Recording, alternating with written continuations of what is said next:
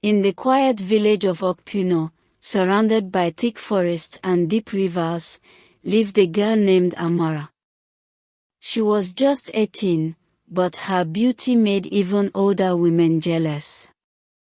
Her eyes were bright like morning dew, her skin smooth like palm oil, and her voice soft like a lullaby. Yet, behind that beauty was a heart full of sadness. Amara was poor. Her widowed mother sold vegetables to feed them. Every day, Amara fetched water from the river and helped her mother on the farm.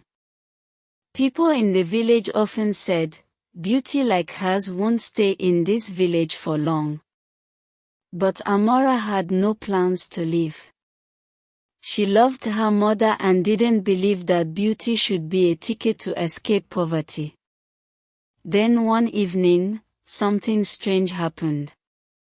As she was coming back from the river, a tall, handsome stranger appeared from the bush path. His skin was glowing. His clothes were clean even though he walked through dust. He greeted her politely, his voice deep and calming. "Good evening, Amara," he said. But Amara had never seen him before. "How do you know my name?" she asked, but he only smiled. That night, she couldn't sleep. Who was that man? Why did her heart beat fast when he spoke? The next day, he came again, this time to her mother's hut. He came with gifts, yams, palm wine, wrappers, and even money. He said he wanted to marry Amara. Her mother was shocked. No man in the village had shown such interest before. The gifts were too good to reject. But the man didn't say where he came from, and he never removed the red beads around his neck. The elders asked questions, but his smile answered everything.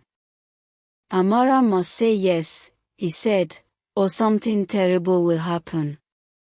At first, Amara refused. She said she didn't want to marry a man she didn't know. But her mother begged her. "This is our only chance," she cried. "We've suffered for too long. Let your beauty save us." Amara loved her mother, and the pressure from the village was heavy. Everyone was saying, "You're lucky. Many girls pray for a rich husband like this." So, with a heavy heart, Amara agreed. The wedding happened fast. No one met the stranger's family. He said they lived far away in a hidden village. The villagers didn't mind, the food was plenty, and the gifts flowed like a river. That night, Amara left with him. As they walked into the forest, she turned back and waved at her mother. That was the last time anyone in the village saw her. At first, her mother waited for letters. But none came. Days turned to weeks. Then months. People started whispering that Amara had married a ghost. Some said the man was not human. Others said she must be enjoying life in the city. But Amara's mother didn't believe any of that. Her heart told her something was wrong. Then, one rainy night, she had a dream.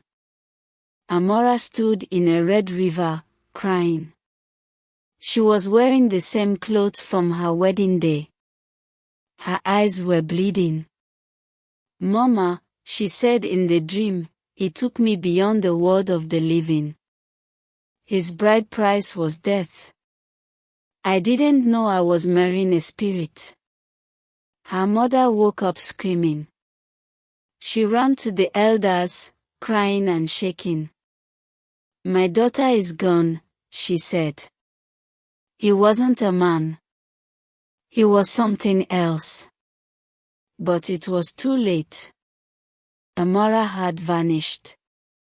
And no one, not even the strongest herbalist, could find her. 1 year later, strange things began to happen in Okpuno. Every girl who fetched water from the river began to report seeing a woman in white, walking on water, her eyes red with tears. Some said she whispered their names.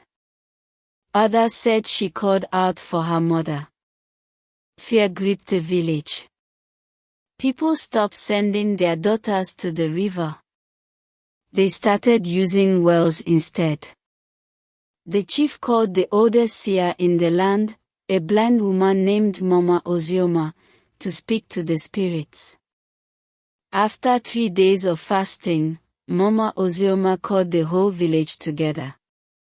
With her shaky voice, she said, "Amara is not dead.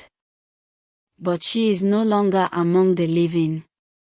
She married a spirit who wanted a wife from the land of humans. His bride price was rich because his word is dark. Amara is now trapped between 2 worlds. And unless we free her, her soul will never rest." The villagers were shocked. Some cried. Some ran to burn incense and break charms. Amara's mother fainted. When she woke up, she swore to do anything to bring her daughter back. She went deep into the forest to look for a forbidden shrine where the living could speak to the dead. There, the spirit priest told her, "You cannot bring her back. But you can set her free. To do that, you must give up something equal to what the spirit gave you, his wealth." Without hesitation, the mother returned all the gifts the spirit husband gave. She sold the wrappers, threw away the yams, and poured out the palm wine. That night, the river flowed backwards for the first time in history. And at dawn, Amara's body floated to the riverbank, dressed in her wedding clothes, peaceful but lifeless. She had been freed, but only in death.